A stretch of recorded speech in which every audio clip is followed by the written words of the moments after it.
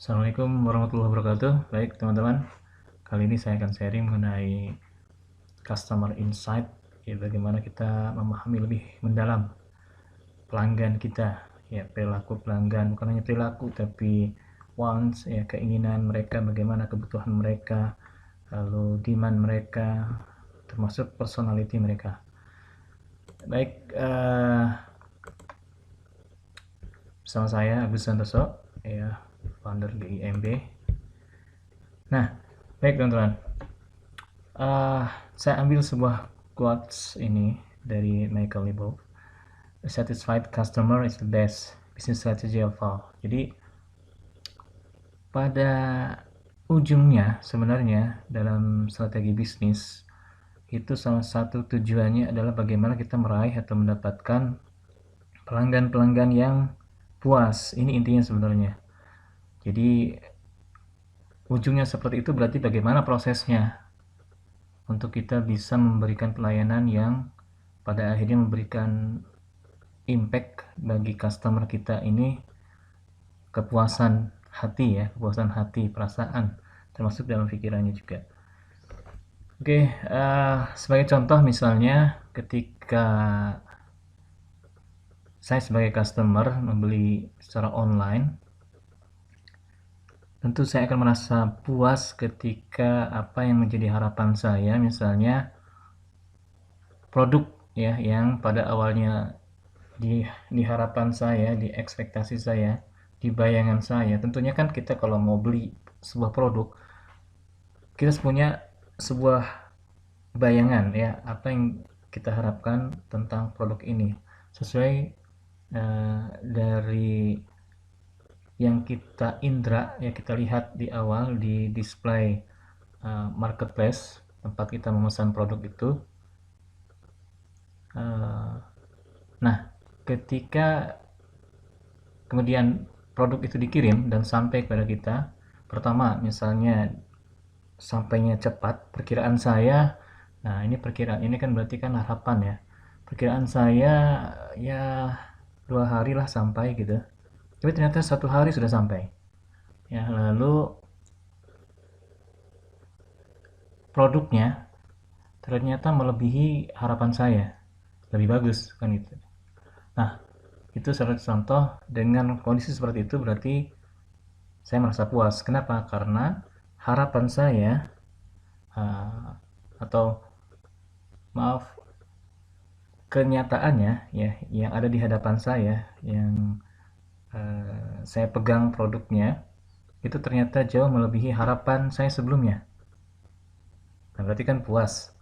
Nah, sebaliknya jika yang ada di harapan saya A, B, C, ternyata ketika sampai produknya B, C, D, nggak sesuai. Nah, pasti sebaliknya kita merasa kecewa. Nah, bagaimana kita berusaha ya sebagai pebisnis, sebagai produsen atau sebagai penjual, bisa memberikan kepuasan kepada pelanggan. Itu yang menjadi bahasan kita hari ini. Nah, sebelum kita lebih jauh membahas tentang bagaimana memahami customer, pertama kita definisikan dulu secara jelas siapa customer kita, siapa customer Anda. Ya, dalam pelajaran sebelumnya, dalam materi-materi sebelumnya saya sudah share juga tentang bagaimana menentukan customer segment ya. Nah, ini sangat penting. Jadi meskipun secara realnya kita bisa TikTok ya antara menentukan produk dulu atau menentukan customer segment dulu. Nah, ini bisa TikTok, jangan terpaku, jangan terlalu kaku ya. Jadi nggak masalah kalau kita sudah punya produk, tapi tetap harus mempertajam lagi nih, mendefinisikan lagi untuk siapa nih produk ini ya. Atau bisa dari sini dulu, dari customer segment dulu kita tentukan, baru kita cari produk. Ya, kalau untuk reseller atau para penjual online, kita bisa berangkat dari sini dulu ya. Cari dulu nih yang bisa kita jangkau siapa nih, atau yang segmen pasarnya banyak ya, besar, potensial, yang mudah dijangkau oleh kita. karena kita seusia misalnya, atau kita punya komunitasnya di situ, kita bisa dari sini dulu, baru kita cari produknya apa, ya, value propositionnya apa. Atau kalau kita punya produk, kita udah memproduksi, nah, tetap harus kembali ke sini. Ini untuk siapa? Ya, definisikan secara jelas, secara spesifik. Oke. Nah, ini yang menjadi dasar ya, ini yang harus dikuasai. Yang menjadi dasar bagaimana kita memahami pelanggan. Nah, secara garis besar sebenarnya 3 ini ya. Ini para ahli sudah mendefinisikan atau membuat kerangka ya, bagaimana kita menentukan customer segment. Oke, bisa dipahami ya.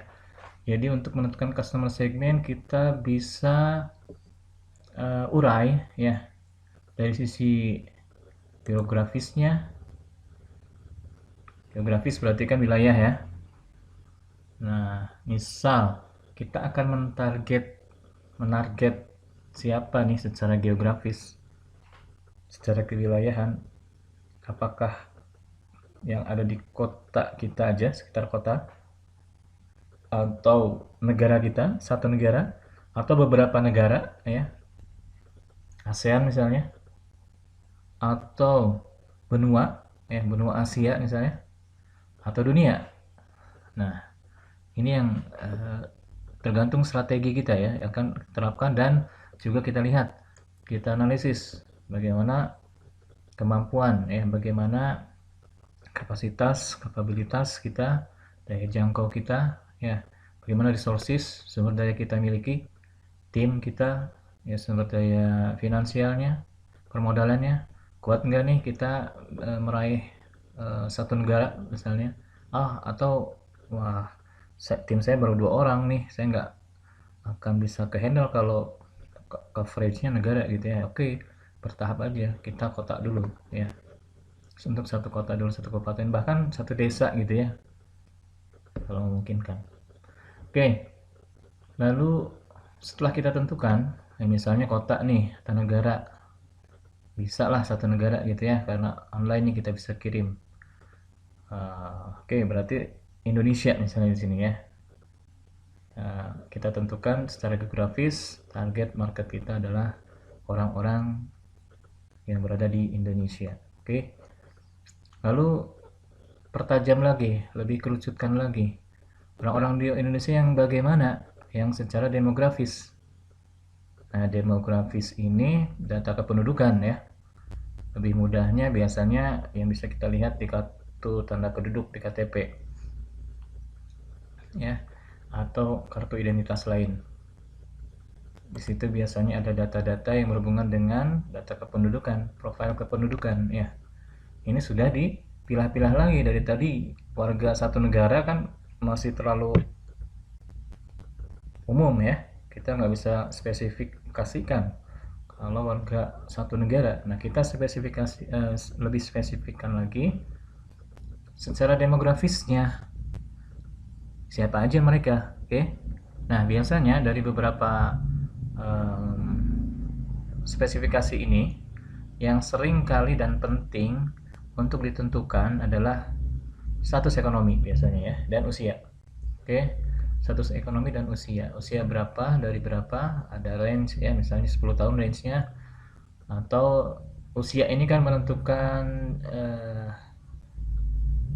jenis apa namanya, jenis rentang usianya, misalnya anak-anak atau bayi atau balita itu rentang 5 tahun kan, anak-anak remaja ya belasan tahun, lalu dewasa. Nah, dewasa juga bisa dibagi, ada dewasa muda, dewasa tua ya. Nah, itu secara usia ini penting ya, karena perilaku mereka ini akan menentukan ini. Secara demografis ini juga akan menentukan psikografisnya. Dan secara lebih khusus, ini bagian dari psikografis ya, biasanya sekarang ini dikeluarkan ya. Dulu ini behavior ini ada di sini.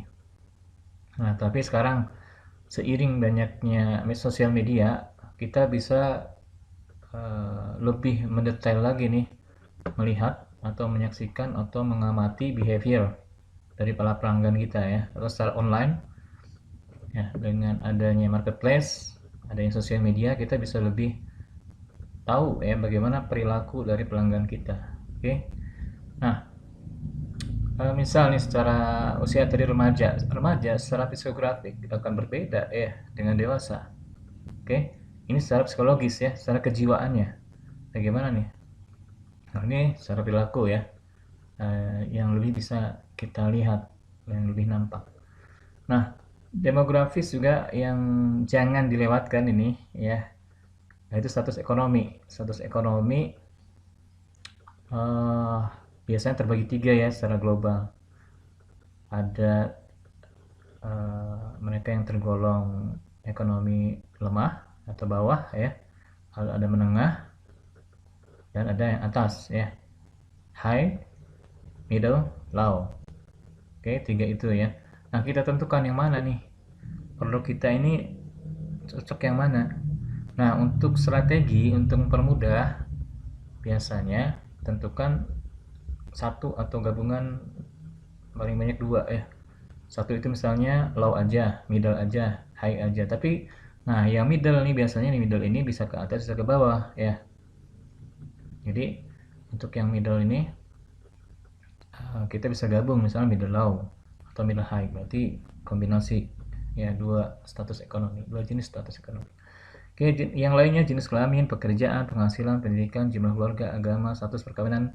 Ini disesuaikan aja sesuai dengan produknya. Apakah misalnya nih kalau agama bukan berarti rasis ya. Agama ini misalnya produk karena produk kita ini produk untuk agama tertentu, misalnya apa? Kopiah ya misalnya sajadah. Kan nggak mungkin untuk yang beragama non-Islam gitu ya. Karena itu adalah produk yang dikonsumsi atau bakal digunakan oleh orang-orang beragama Islam untuk beribadah. Oke, baju koko misalnya ya, seperti itu, atau hijab. Nah, oke, kita kerucutkan lagi nih secara ini spesifikasi secara eksternal luar ya. Nah, sekarang secara internalnya ini masuk ke psikografis seseorang. Ini lebih spesifik lagi ya. Nah, yang biasa dan mudah untuk kita membedakan yang mengklasifikasikan atau mengerucutkan untuk target market kita. Ingat, dalam prinsip menentukan customer segment ini adalah semakin spesifik akan semakin mudah, semakin cepat kita meraihnya. Oke, semakin tidak spesifik, semakin global ya, akan lebih sulit kita untuk meraih orang-orang ini menjadi pelanggan kita, menjadi pembeli atau pelanggan kita. Oke, jadi untuk tahap awal tentukan sespesifik mungkin. Ya, tentukan sespesifik mungkin. Nah, yang biasa dipertimbangkan untuk menentukan customer segment berdasarkan psychographic ini, psikografis ya, biasanya gaya hidup. Nah, gaya hidup kan ini masuk ke psycho ya. Nah, ini mirip-mirip karena memang ini behavior ini bagian dari psikografis yang menurut saya. Misalnya gaya hidup itu seperti apa sih? Nah, gaya hidup juga kan beragam nih. Ada yang lifestyle-nya apa? Sederhana ya. Oke, sederhana berarti dia kan nggak jor-joran tuh dalam belanja. Nah, dia akan berhubungan ke ini perilaku belinya. Orang-orang sederhana gimana perilaku belinya? Akan berbeda dengan orang-orang yang boros. Ya, dia punya gaya hidup yang boros karena banyak uang, ya misalnya. Jadi dia ya udahlah beli apapun gampang aja gitu ya. Tapi kalau orang yang hidup sederhana dia akan mengerem dan tidak suka untuk menghambur-hamburkan ya untuk belanja-belanja banyak.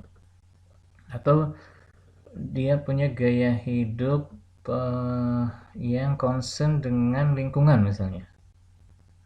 Nah, itu juga ada ya segmennya. Oke, ada komunitasnya Nah, itu gaya hidup. Ya, silakan, ini banyak ya.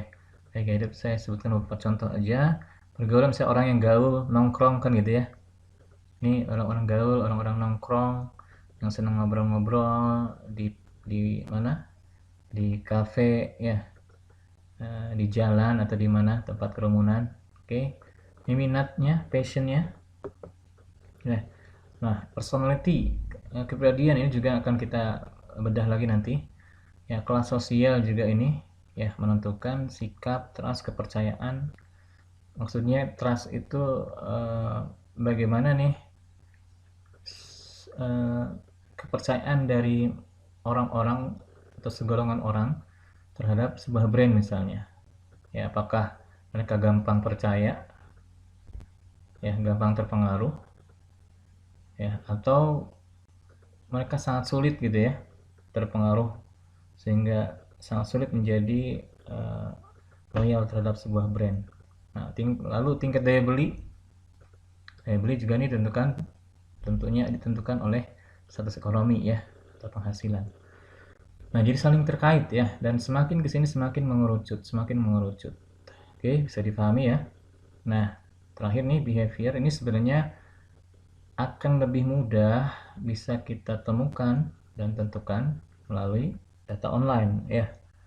Data di Facebook misalnya, data di Google, ini mereka sudah sangat detail terperinci ya, mereka menggrab data tentang perilaku ya, karena dari selancar kita di website ya, dari apa yang kita klik, apa yang kita ketik ya, baik di profile, data di profile, lalu apa yang kita ketik di komen ya, di timeline, itu ke grab semuanya. Dan mereka ini ya, sosmed ini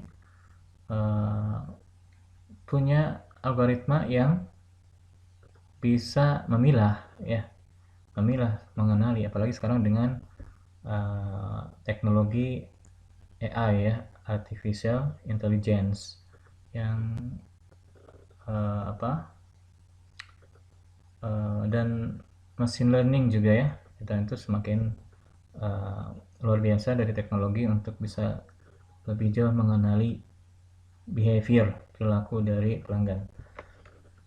Maksudnya, apa yang maksud dengan behavior atau perilaku ini yang bisa kita gunakan untuk mengerucutkan customer segment? Misalnya contoh dari perilaku beli ya. Bagaimana perilaku beli mereka? Cara mereka mencari produk ya, di mana mereka mencari produk? Apakah di Google? Apakah langsung ke marketplace ya? Bagaimana cara mereka memilih produk? Apakah berapa lama mereka memilih produk ya? Apakah mereka buka-buka dulu seluruh halaman website ya, habis itu nggak beli gitu ya? Berarti cuma lihat-lihat doang ya?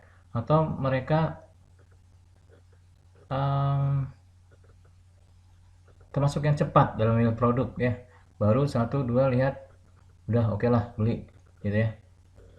Nah, terus mereka biasanya beli di mana ya? Di marketplace mana kan gitu ya. Beli berapa banyak? Oke, biasanya mereka beli berapa banyak, beli berapa lama. Nah, ini biasanya kalau di data online bisa ke grab ya datanya. Nah, ini kalau yang manual memang agak sulit untuk mengetahui ini. Beli yang seperti apa ya, oke. Terus apa manfaat yang dicari, membujuk, apakah mereka membujuk yang lain, mengajak yang lain, merekomendasikan ke yang lain ya, nge-share ke yang lain enggak gitu informasi ini, informasi produk kita.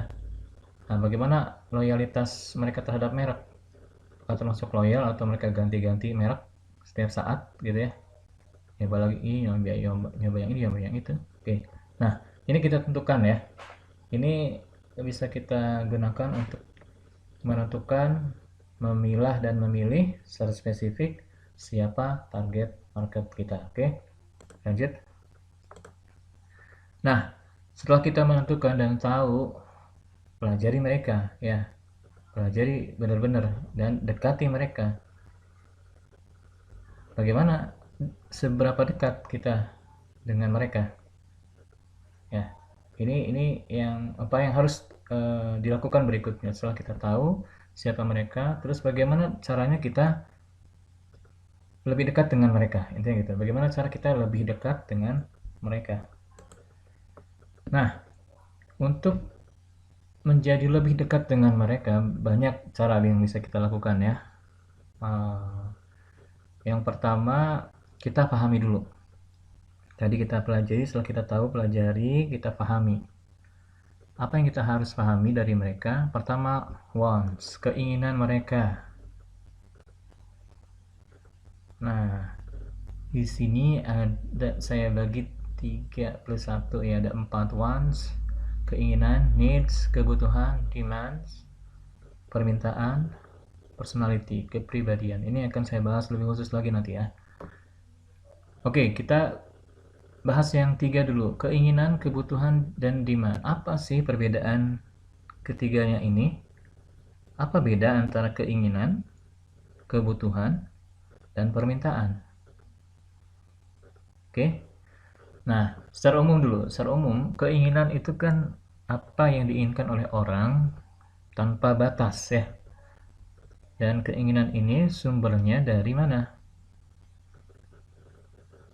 Biasanya keinginan ini munculnya dari otak reptilian ya, otak reptilian. Dan keinginan ini sebenarnya bukan dari otak reptilian. Otak reptilian itu needs ya, untuk kebutuhan hidup, untuk survival insting ya, itu basic dari otak reptil. Wants lebih kepada otak limbik ya, otak bayangan, otak limbik, keinginan. Jadi limbik termasuk neokortex ya, pikiran. Jadi otak hayalan ya, keinginan itu dia jangkauannya sangat jauh, sangat tinggi, dan tak terbatas. Kalau bicara keinginan, orang banyak ya, apapun ingin gitu ya, dan ini bisa melebihi kebutuhan. Oke. Nah, sementara kebutuhan, kita bedakan dulu antara wants dan need ya, antara keinginan kebutuhan. Sementara kebutuhan itu yang menjadi kebutuhan dasar untuk hidup.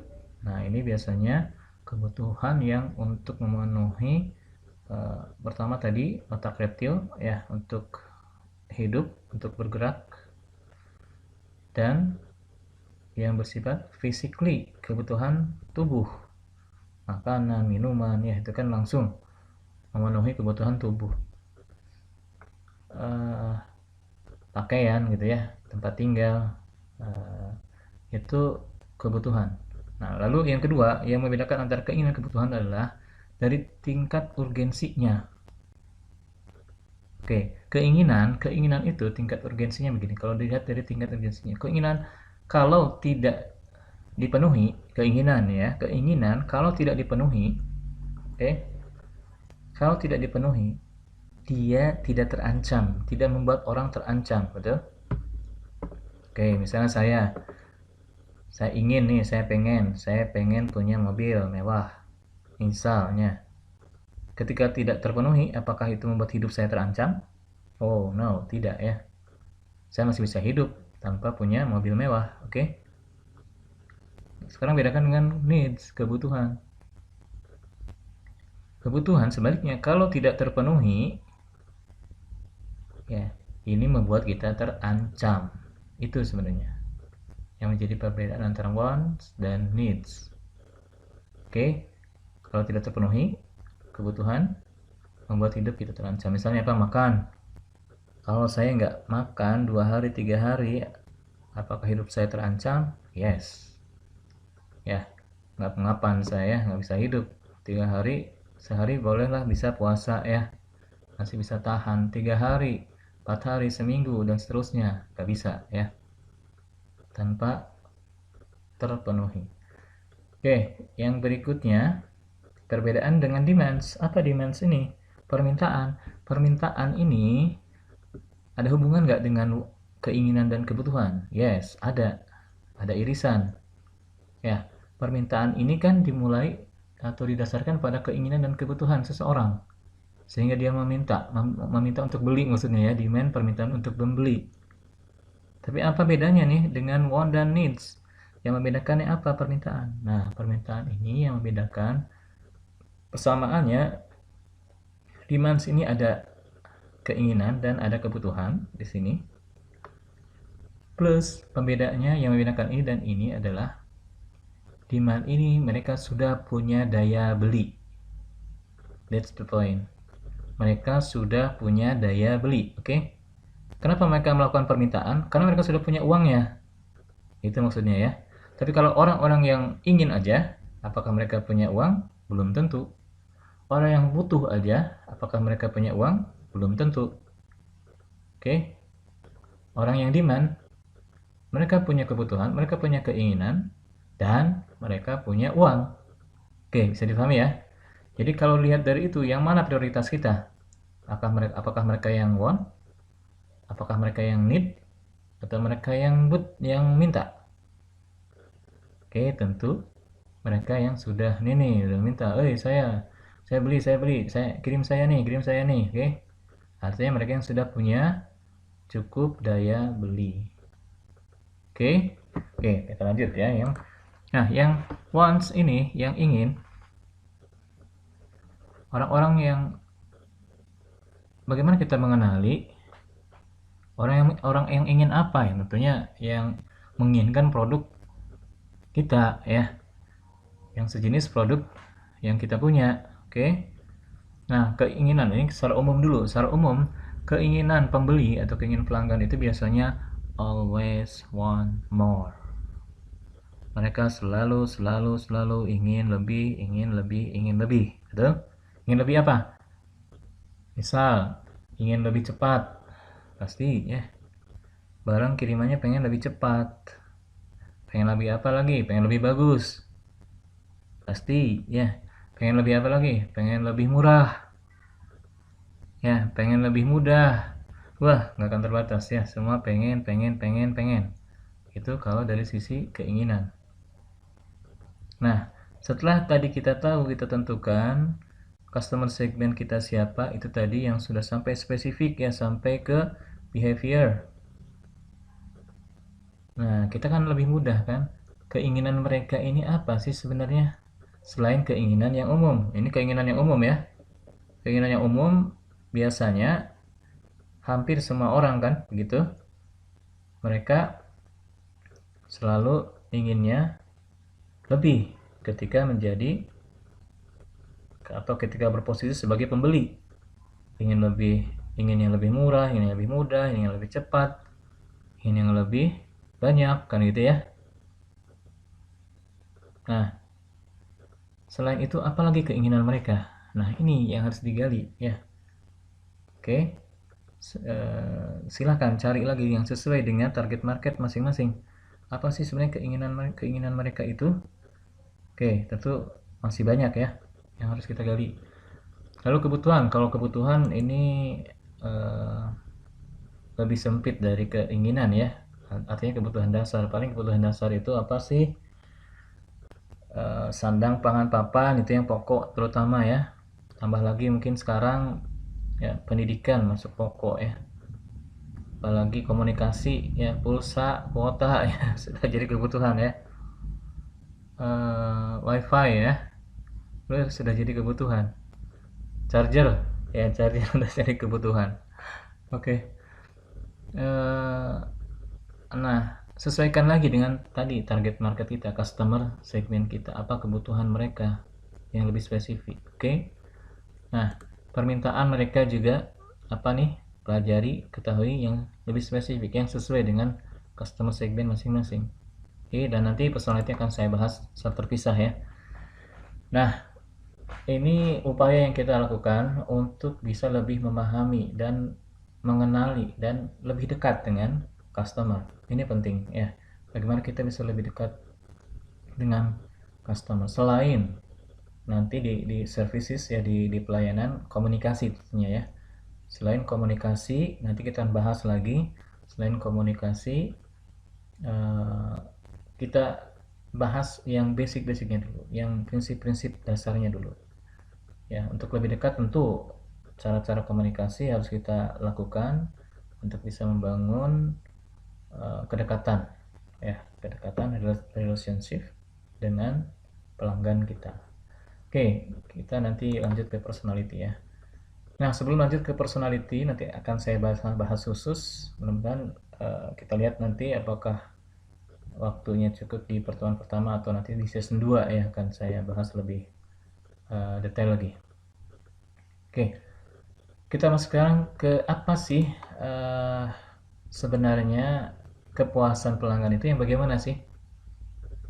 Nah, sebenarnya kita bisa renungkan ya sama-sama, karena setiap orang tentunya punya pengalaman sebagai pembeli ya, sebagai pelanggan.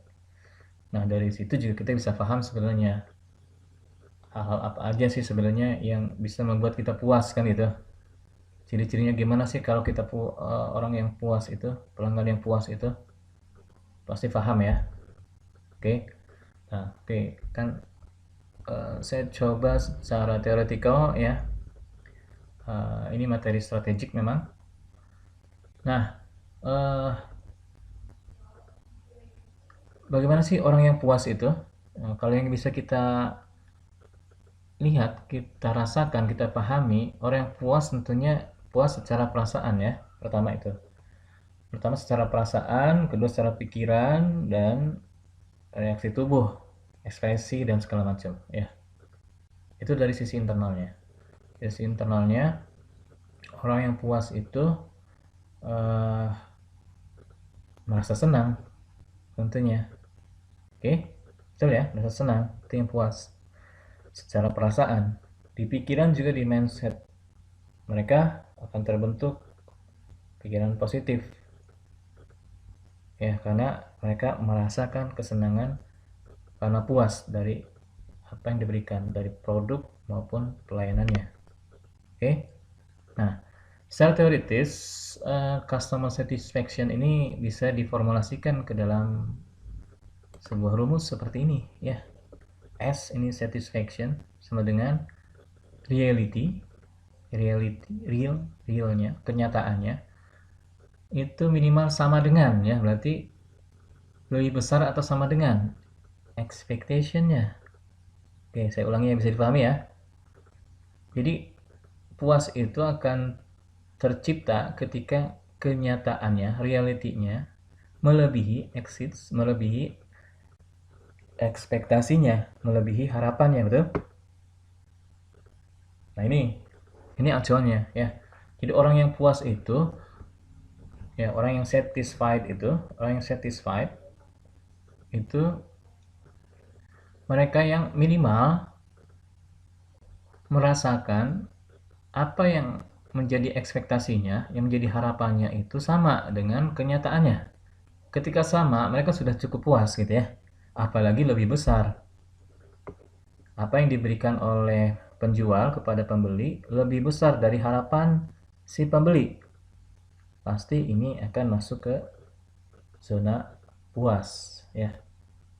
Oke. Zona satisfied. Dan sebaliknya, kalau ini ke sini, ya realitinya lebih kecil, tanpa sama dengan ya.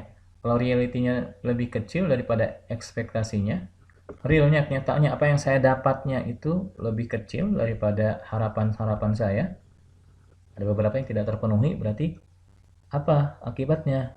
Sebaliknya dari puas ya, tentu kita akan merasa kecewa, dan kecewa ini virus ya, virus yang paling berbahaya dalam bisnis ketika kita mendapatkan customer yang kecewa. Karena bukan hanya berdampak satu orang dari yang orang kecewa ini, bisa jadi menyebar ya, seperti virus. Dan sekarang apalagi era keterbukaan, era online, era sosial media, ketika ada satu orang yang kecewa, dia berkuar-kuar di sosial media, ya ribuan orang dalam satu klik, ribuan orang tahu ya, dan akan berimpact negatif terhadap produk kita, terhadap perusahaan kita. Oke, sebagai contoh, nah ini berarti yang puas atau yang kecewa nih. Ketika saya beli, ekspektasi saya beli yang gini lah ya. Nah, pas datang ternyata kayak gini. Ya berarti realitinya nih lebih, ya jauh lebih besar dibanding ekspektasi saya. Ya, ketika realitinya lebih besar dibanding ekspektasi berarti berarti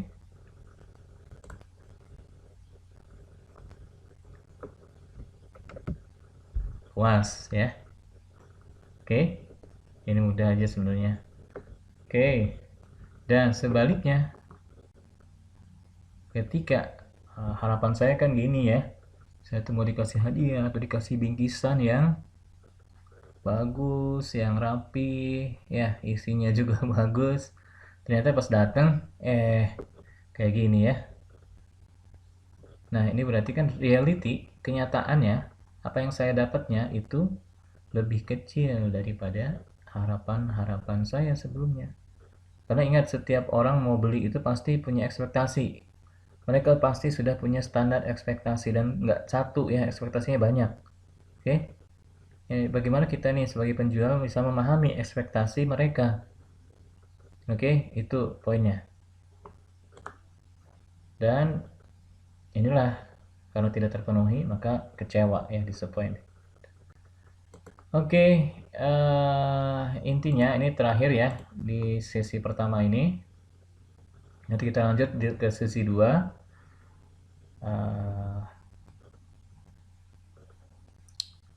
Ini sudah saya berikan ya materi ini. Jadi intinya, ingat, ketika orang membeli sesuatu, mereka pasti akan menimbang-nimbang ya, melakukan analisis. Semua orang, betul? Secara sadar tidak sadar mereka melakukan analisis. Analisis apa? Mereka membandingkan antara apa yang manfaat yang saya dapatkan ya. Manfaat apa, benefit apa nih yang saya dapatkan dan seberapa banyak, seberapa besar dibandingkan dengan biaya yang harus saya bayar, biaya yang harus saya keluarkan. Contoh, ketika saya mau beli baju, ya ini yang selalu saya berikan contoh. Saya ulang lagi. Ketika saya mau beli baju misalnya, nah, di mall misalnya ya, ini contoh mudah aja, misalnya di satu toko di mall, saya lihat-lihat nih, ada baju nih yang kira-kira ini menarik perhatian saya nih. Lalu apa yang pertama kali saya lihat? Saya lihat price tag-nya. Saya lihat apa namanya? Harganya ya. Saya lihat-lihat di sini, ada nih harganya. Harganya 200.000 misalnya. Harga 200.000. Berarti apa itu dalam pandangan saya sebagai pembeli? Harga 200.000, harga baju 200.000 itu apa tuh? Benefit atau cost? Cost tentunya ya. Itu cost bagi saya karena saya harus mengeluarkan biaya sebesar 200.000 untuk mendapatkan baju itu. Nah, kalau saya udah tahu nih 200.000, lalu apakah saya langsung beli? Ya, enggak ya, biasanya. Pasti saya timbang-timbang dulu. Apa yang saya timbang-timbang? Ini benefitnya, betul? Jadi benefit fisiknya apa nih? Saya lihat secara physically dari produk itu, dari baju itu, apakah jahitannya bagus, jahitannya rapi enggak, lalu bahannya ini keras enggak, lembut enggak ya. Kalau lembut berarti oke kan, itu. Kalau keras, oh no gitu kan. Kalau jahitannya rapi, oke, yes ya. Kalau jahitannya jelek, no kan gitu. Itu contoh. Silakan dikembangkan lagi secara emosional. Lihat mereknya apa nih, 200.000, mereknya apa? Kalau branded, oke. Kalau no branded, taruh dulu deh gitu ya, lihat-lihat dulu yang lainnya. Secara fisikal tadi, secara fisikal misalnya nyaman gak dipakai, dicoba dulu kan, di fitting dulu ya. Aduh enak nih, nyaman nih ya. Atau nambah nih ke fisikal emosional sosial. Misalnya kan gini, ada beberapa baju itu yang kalau saya pakai, tiba-tiba saya ketika di fitting room itu, ketika saya coba, saya pakai, tiba-tiba kok saya merasa tiba-tiba lebih ganteng dari sebelumnya. Nah, perasaan ya, emosional. Iya kan, ada kan baju yang bisa bikin ketika kita lihat, oh kok tiba-tiba saya merasa lebih ganteng dari sebelumnya karena pas gitu ya, karena cocok. Ada juga baju yang kalau kita saya pakai, aduh, gitu ya, kok saya jadi kayak gini ya, maaf, kelihatan misalnya perutnya ya yang sudah maju. Nah, berarti kan secara emosional dan sosial nantinya ini ada orientasi sosial juga nih, pengakuan orang-orang, betul? Itu nggak bikin saya oke gitu, nggak bikin saya nyaman. Akhirnya no, masa sih kayak gini 200.000 kan gitu. Tapi kalau tiba-tiba melihat, wah ini bagus nih, ini keren nih, ya menurut perasaan dan pikiran saya, oh berarti yes nih, 200, 200 nggak ada apa-apanya gitu.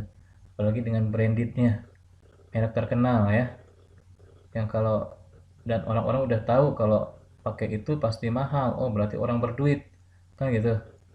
Itu benefit emosional sosial ya, atau benefit spiritualnya yang kalau kita pakai tiba-tiba kita tidak merasa lebih soleh dari sebelumnya. Itu kalau gambaran saya ya, untuk yang benefit spiritual. Ada manfaat spiritual apa nih untuk kita? Oke. uh, Oke, sampai sini dulu ya. Jadi, oke, simpulan untuk sesi pertama ini, bagaimana kita memahami pelanggan. Perhatikan dari pertama mulai siapa mereka, ya, siapa mereka, spesifikkan. Lalu yang kedua, kenali mereka lebih jauh, lebih dekat. Oke, kenali mereka lebih dekat dari sisi wants-nya, keinginannya, kebutuhannya, demand-nya, dan personality-nya. Nah, personality nanti di pertemuan kedua kita bahas, ya. Eh, dan komunikasi ya, services, pelayanan nanti di pertemuan kedua. Nah, dengan begitu, termasuk perilaku ya, ini termasuk perilaku nih, ya, mengamati perilaku. Bagaimana perilaku orang ketika membeli, ya, eh, bagaimana orang menganalisis sebelum mengambil keputusan untuk membeli produk itu. Nah, ini harus bisa dipahami, dikenali, dan diberikan value-nya nanti kepada produk kita, sehingga terpenuhilah ya apa yang menjadi harapan, apa yang menjadi ekspektasi, sehingga ketika ekspektasi mereka bisa kita penuhi karena kita udah tahu, betul? Karena kita udah tahu, sehingga kita bisa memenuhi harapan-harapan mereka minimal sama dengan, ya, minimal sama dengan atau bahkan lebih banyak. Nanti kan kita elaborasi lagi di pertemuan kedua. Oke, untuk pertanyaan ini cukup ya. Jika ada pertanyaan nanti bisa kita bahas di grup ya. Terima kasih atensinya. Mohon maaf bila ada kekurangan, kesalahan. Assalamualaikum warahmatullahi wabarakatuh.